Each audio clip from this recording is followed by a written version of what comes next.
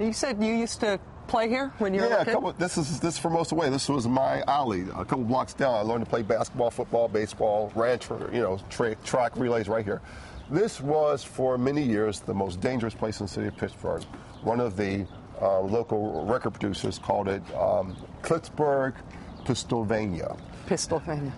These houses were used to store guns and to store bodies. What they did was they put holes, because they're all connected, they put holes in the walls interconnecting these buildings so they could go into one door here, and if the police was chasing them, they would go in this door and then run down through the holes in the walls and come out at one of the further down in order to escape police. Bodies were found in here, guns were found here. Almost any vacant building, you have a danger of finding guns because that's where they hide. Rather than hide them at their house, they hide them in places like this. It is one of my great interests. I have the mayor to agree. We're working on tearing this down. This has to come down. But as you see, it's empty lots, vacant lots, and even it being here this way is dangerous. Yeah. Even though they've, concreted some of it, still some of it you can come in. How you doing, baby? You okay? Good to see you. What's your name? Jay Huh? Jay Jay, good to see you. How you doing?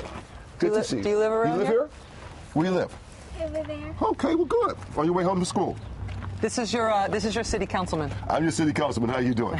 Good to see you. There was a young girl about her age shot and killed about 5 years ago on the front side of the street on her way home from school. It is dangerous because there's a school about 2 blocks that way, but the school is surrounded with property like this.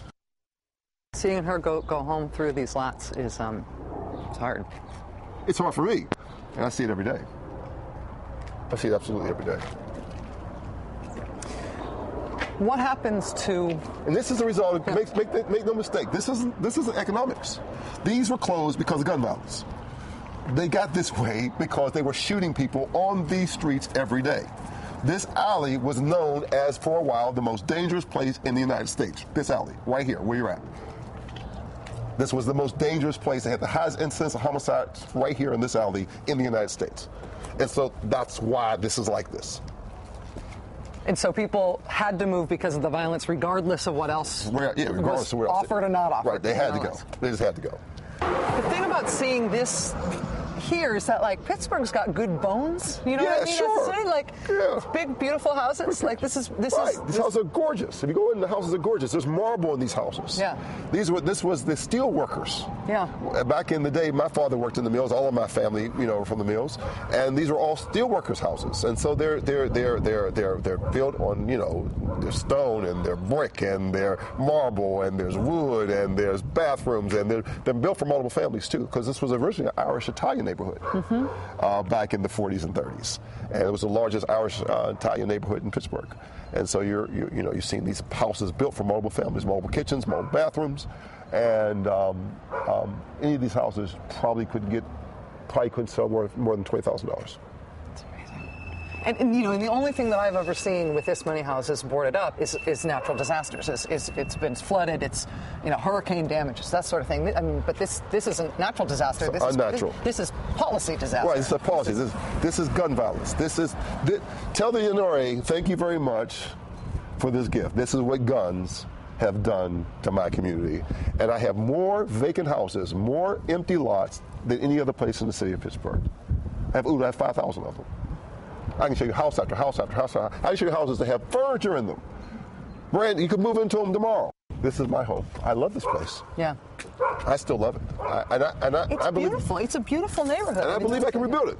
Why doesn't the Democratic Party and why don't people who represent urban districts have a say in gun debate? The gun debate is dominated by the NRA, dominated by people who are fundamentalists about gun rights. Why isn't the other side surface in the gun debate? I can't answer that question. I do know here in Pennsylvania we are controlled by the Republicans. Our House, our Senate, and our governor are all now Republicans, and so they are not interested. And the NRA, puts a lot of money in lobbying, a lot of money in political contributions, and they absolutely control our state. And so any responsible gun law has not been passed in our state. And people like me, I think, who speak up, I think hopefully we're heard, but I think we don't have the power in the state in order to make it happen. Because in Pennsylvania, we have 2 major urban centers, but we have a lot of rural communities who are represented by rural representatives. But I challenge them to come here with me. Let me show you my community. I will show you the victims of gun violence. I'll show you what is left, and you tell me what good your lobbying has done for my community. Tell me what those guns have done in good for my community. I'll show you the deaths. I'll show you the people. I'll show you the houses. I'll show you the abandoned buildings. I'll show you the flight. You tell me what good the overwhelming a number of guns on my streets have done to my community. What good has it done for us? Councilman Ricky Burgess, thank you for this tour and this time. Thank you.